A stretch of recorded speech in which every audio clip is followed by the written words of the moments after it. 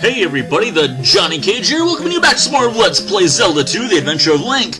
Last time we left off, we made it to the 6th Palace, and here we go! Without further ado, we're gonna run right into this place. Only 2 levels left until we're completely maxed out on everything. We already got all the magic containers, all the heart containers in the last episode, and this palace is a little similar to the last one in the sense that, while it's not a maze, really, it's pretty direct route. There's some, floors where you have to fall into pits that you might think you shouldn't fall into, but we'll get there when we get there. This palace does have a lot of P-bags scattered throughout it, so if you want to try to get up to the point where you're gonna get, your 8th level and, whatever you need before the boss, so then you can get that bonus level for completing the palace, then you can be at 888 by the end of the palace. I'm gonna try to do that. Will it work? Probably not, because I'm not going to go out of my way for every P-bag, but I'm going to show a few of them off. You can spend a lot of extra time here if you want to, though, getting the others. But this one was worth 200, and you kill an armored Stalfos along the way, which is a pretty easy enemy overall. And, jeez, speaking of easy enemies that are causing me a lot of pain, these bubbles, really doing a number on me. Oh, okay, well, we got him kind of stuck in a strange situation there. I guess this will kind of work. Yeah, go Link, bonus 100 experience. Alright, those 3-block jumps, man, you can barely make them, and they give you a lot of them in this game, so it's something you really should have to practice getting good at. Right there, well, right here we got the return of the Wizrobes, which is lots of fun, as always, but right there we had a locked door, and you might remember the last episode I picked up the magic key that allows me to have an infinite amount of keys, because there's no key prior to that point in the palace, so right there is, the perfect point of why you should pick up the super key, master key, whatever you want to call it. The A key, as it would be in the original game, and oh, blue guy's taking a dive. And right over here, see that statue? Well, I want to get it, but I don't want to use the jump spell. So, we jump in the pit. It only makes sense, right? And this is actually pretty interesting, because you jump over here, you can go to the left, ignore the blue iron knuckle, he's not worth it. Still a pain, as he always is, but grab the 200 points bag, you can fall down again. Now, what's interesting about this palace is you can keep on falling, and it's actually an infinite loop. So there are only 4 floors to it, really. So that kind of makes things easy for you to figure out your way, because that's not that many floors to deal with. So stick to the right hand when you get to the 3rd floor, and you drop down, and boom! You're right there at the statue. And that guy, in every occasion I've had, he's given me a red potion. So I don't know if that's an automatic red potion or not, but not a bad deal. But ignore this blue knuckle, because he's not going to really cause us any problems. So let's just be on our merry way. Passive-aggressive Link. Well, not aggressive at all, just super passive. And you got shades of Palace 2 right here with the demon dog heads and some Wizrobes. Just, ugh. I would put on the Reflect spell, and it's not a bad way of going about it, especially if you wanted that extra experience for getting up to, 2 level 8s. Definitely highly recommend it, because the Wizrobes are what's going to make or break it here. But me, I'm trying to conserve my magic, because there is a very tough situation, magic-wise, coming up later on in this palace. And it's a point in the game where you might want to take a strategic death. You might have remembered me saying in some videos prior to this, I've mentioned that sometimes it's worth strategically dying, just so you can get refills on either your health or, in this case, your magic. So, we'll get there when we get there, though. Here, I used the jump spell right after the 3rd statue, because there's a big pit that you can't see, big invisible pit. So use it just right after that, just like I did, really not too much trouble. And you'll come into this room, where you've got, dun-dun-dun, a mini-boss, believe it or not. Throw on the shield, and guess what? It's just a blue iron knuckle on a horse again. I do love that turning around animation, though. It's really pretty cool, actually. But, this guy is kind of a pain in the ass. I took a chance there. Normally I wait till he's charging me to try to even attack, because it seems like whenever I try to attack him when he's turning around, things just don't go that well for me. So I would recommend doing the same unless you're a master at this game.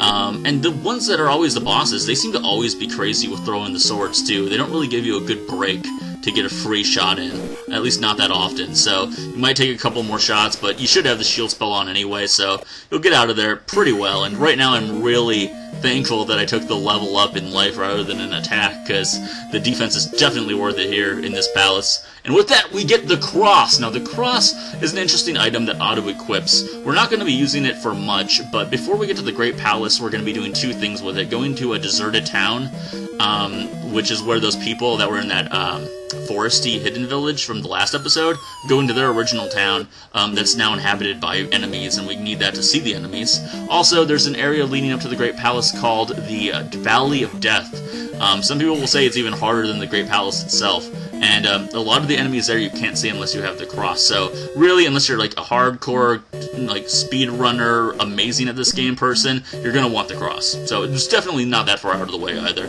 So highly recommend it. Grab it and go, and just deal with some of these guys over here. Blinkies up the ass. Oh, and then a Stalfos, and oh damn, this guy's getting 2 stabs on me. Bad. Jeez, Stalfos are pretty easy, but man, they get the jump on you. They can still do some serious damage. Anyhow, give me a pea bag. I really would have rather had a red potion. Well, yeah, I would have rather had a red potion. I'm definitely going to need to use the life spell pretty soon. Got these clan members giving me a hard time, but anyhow. So go up, and you'll see that we've pretty much just doubled back the way that we were. Mr. Doomknocker here, jeez, what a pain in the ass. But at level 7 attack, at least he dies in 2 shots. So actually, those guys kind of go from being really menacing to not that tough pretty quickly, all things considered. So today, I am getting prepped for E3. We're going to do a big Friday Night Skype for those of you that view this, that also watch Friday Night Skype. We're going to do a big Friday Night Skype this week, all about E3, just going on. Nintendo had their little, not live press conference, but whatever the hell they did, you know, with their games and stuff coming out. There's not a lot I want to say about right now, because I don't want to, you know, get into too much territory, especially spoilers.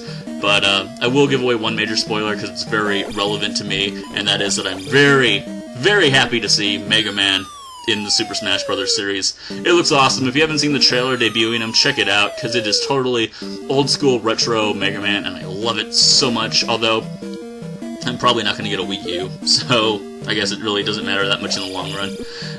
But that's all I want to say about E3 for now. So, as you might have seen there, I dropped down a couple of pits. Now, this can be one of the hardest screens in the entire game, as far as I'm concerned. You've got Medusa unicorn heads coming at you, little platforms. If you can get one going from the left to the right here, just run with it, because that is not something that you see all the time.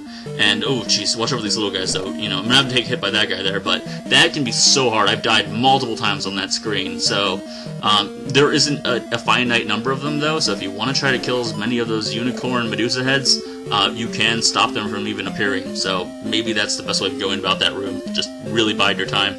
Now here, I mentioned dying strategically for the sake of magic, and that's because not once, but twice are you required to use the fairy spell, and in fairly rapid succession. So here's one of them. You know, bubbles, they don't do a whole lot of damage, so if you take a couple of shots there, don't worry about it. Just don't fly too close to the lava, because even though you're not in the lava, you fly too close to it, you will get killed. So keep that in mind. Anyhow, keep on going through here. We don't need to go down that ladder. That's only in case you mess up with some of the pit jumping, but that really shouldn't be an issue for us. And right up here, we got, guess what? Another mini-boss! Haha! Yeah, and it's the same guy. No, another slow day in the creative department, I suppose, but oh well. Man, I've been playing today, and it's really weird. My index finger on my left hand, like at the very first knuckle, it feels like it's broken.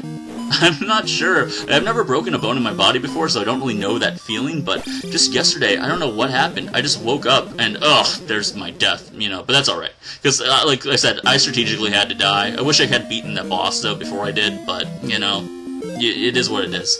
So, yeah, I don't know. It's been hurting a lot. I don't know if it's broken or just really sprained. I guess I'll wait a couple days still to see. I mean, it doesn't hurt when I do most things. If I just, you know, just being regular, if I'm not moving, if I'm just, like, sitting still, it doesn't hurt, but it's strange. I don't know. Something random just happened, I guess.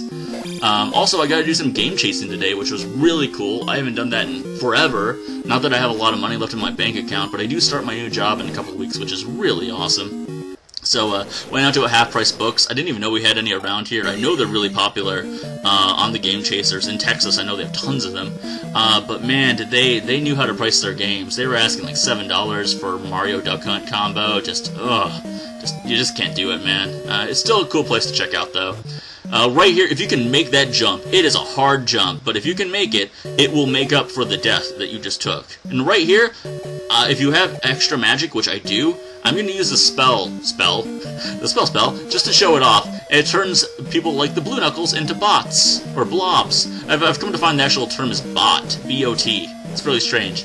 Anyway, after that you have 2 of these really fast-moving bubbles, and I don't know how that bot got stuck in the whatever floor there, but over here at the end you can get an extra life, because this game knows that you really almost have to die here, because if you don't have enough magic, you just simply can't do this next part. You have to quickly fall down here, hit start, go to your fairy, boom, become a fairy, and go through there. Only way to do it. You can't strategically fall right into that slot. It doesn't work.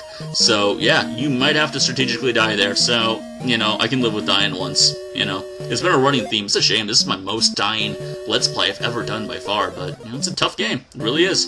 So here we go. Here's our boss. I believe his name is Barbaros? I shouldn't even attempted that. I just kind of, like, butchered it probably. But, he's not that hard. He's really cool because he's a dragon. One thing that's a little tricky about him is the hit detection. He does have the tendency to have a strange hitbox, which is kind of like, I don't know, the top block on his neck, and then of course his head. But since he moves around, sways from left to right, it can be kind of hard to get the real fix on it, and I don't know why I'm just waiting here. I mean, the jumping attack doesn't seem to be working, but I should be moving more.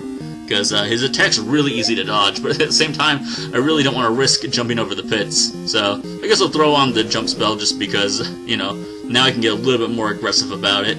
Come on, where are you at? Over there, yeah! I'm gonna get you, man. I don't know, I kind of want to stay in one spot now and just be patient, because I certainly don't have enough for life. See, like that, I mean, yeah, that did look a little off, but I think in most games they would have given that to you as a hit. You have to be so good with the way that you do it. I mean, Alright, there, we got him down to half. And, no, how did I miss that? Jeez. Oh, yeah, you got him there. Nice. Yeah, really not that hard of a boss. I'm being really aggressive with him, which I really probably shouldn't be. Oh, I should have been closer than that. But, yeah, if you take your time with this guy, which you should, he's really just no problem at all. And now I gotta be really careful because I've got basically no life left. And, oh, just missed that shot there. Alright, come on. There, no, it wasn't a hit. It looked like it was. There we go. Alright, down to one hit. Come on. Come on, let's finish you off. Yeah! Awesome! With the full body on the screen to explode. Nice. I like it. 700 experience. Unfortunately, we missed the mark by quite a bit, experience-wise. This doesn't bother me. I mean, because I don't mind grinding up that last level. It's going to require 8,000 experience, which is going to be quite a bit. But, I mean, if it bothers you, consider that. Like I had mentioned before, killing a lot of the Wizrobes is probably the best way of gaining extra experience in here. There were a few P-bags that I'm sure you noticed that I missed here and there. So it's not outside of the realm of possibility, but you do need to use your magic very sparingly there. So keep that in mind, guys. But thanks a lot for watching. This has been Johnny Cage. Please subscribe, like, comment if you have not. Next time, we only have 2 episodes left before the end of the LP, guys. So next time we go through the Valley of Death. Thanks a lot for watching. Talk to you all later on.